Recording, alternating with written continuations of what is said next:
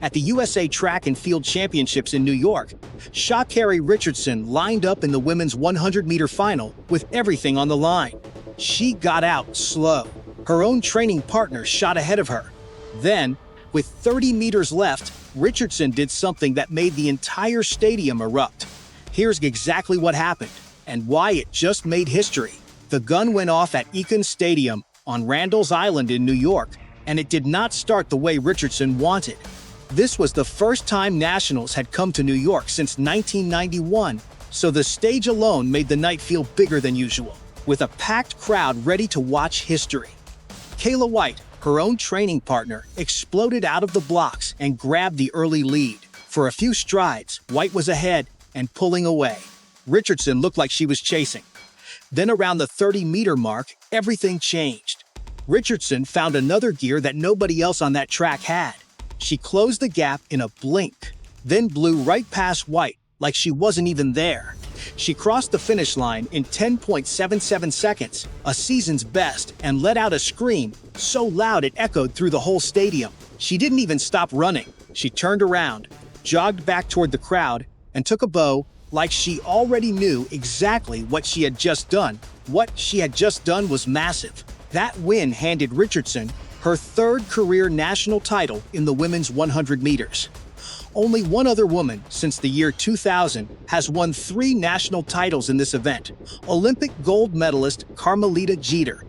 Richardson just tied her, joining an exclusive club that only these 2 women have ever been part of in the last 25 years. 2 sprinters, 2 different decades, now sitting side by side in the record books forever. The clock backs up how big this was too. Her time of 10.77 seconds was a season's best for her, and it matched the fastest she had run all year.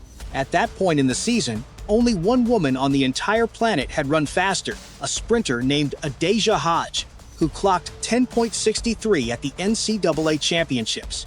That means Richardson wasn't just the best in the country that night. She was sitting near the very top of the world rankings, ahead of nearly every sprinter on Earth. Behind her, Kayla White held on for second place in 10.90 seconds, matching her own season best.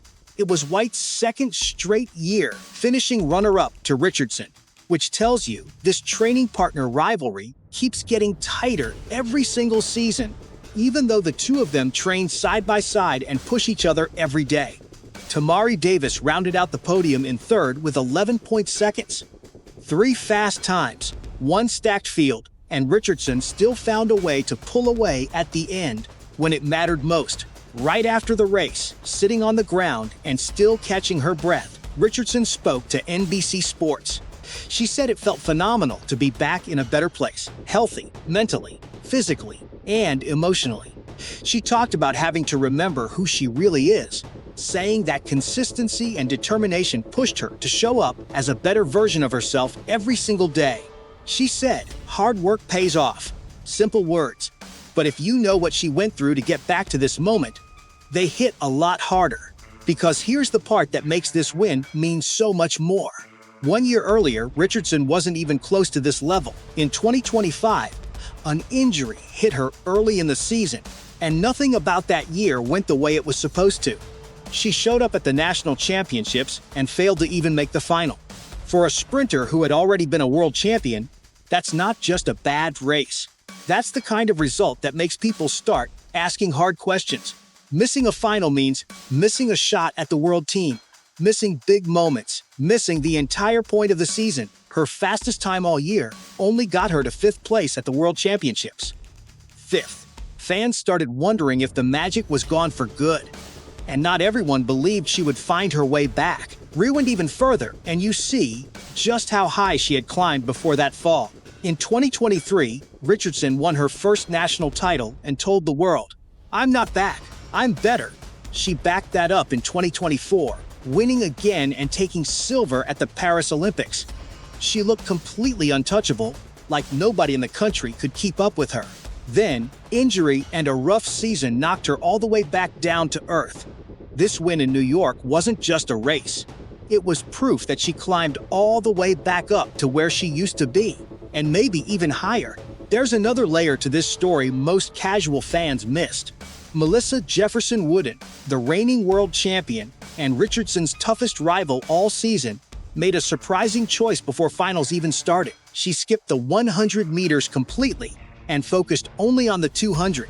The two of them had raced each other just weeks earlier at a major meet, and Jefferson Wooden edged her out by the smallest possible margin, the kind of finish where you need a photo to tell who won. So in a way, this final gave Richardson a chance to answer her doubters without her biggest threat even lining up. That doesn't take anything away from the win though. Beating a field that includes your own training partner, running a season best is never easy, no matter who else is missing from the lineup.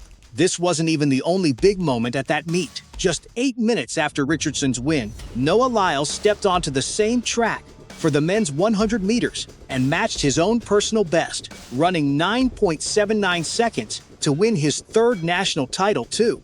Lyles had his own rough patch in 2025, dealing with an ankle injury and losing a global title race for the first time in his career, something that had never happened to him at any level before. So two of America's biggest sprint stars, both coming off hard years, both climbing back to the top of the podium on the very same night, in the very same stadium in New York. If you were sitting in those stands, you watched two comeback stories happen back to back in less than 10 minutes. So what happens now? This win wasn't the finish line for Richardson. It was a checkpoint. She's already turning her attention to the first ever World Athletics Ultimate Championships, a brand new global event set for early September that will bring together the best sprinters from around the world in one place. That's where things could get even more interesting, because Melissa Jefferson Wooden, the rival who sat out the 100 at Nationals, is expected to be back in the field for that event. These two have already had one razor-close finish this season, decided by a matter of inches. If they line up again in September with everything on the line, it could be one of the most anticipated sprint showdowns of the whole year. Think about everything packed into this one race. A former world champion who hit rock bottom just 1 year before. A training partner rivalry that keeps getting tighter every time these two share a track. A tie with a legend from over a decade ago.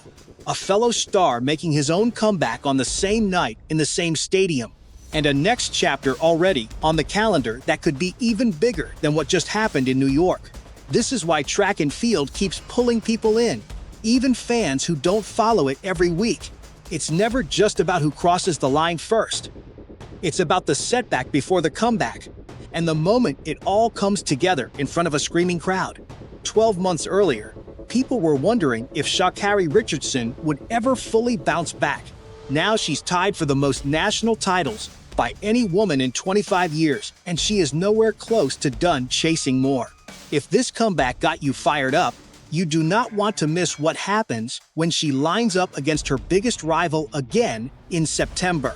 Make sure you're subscribed, because based on what just happened in New York, that showdown is going to be must-watch television from start to finish.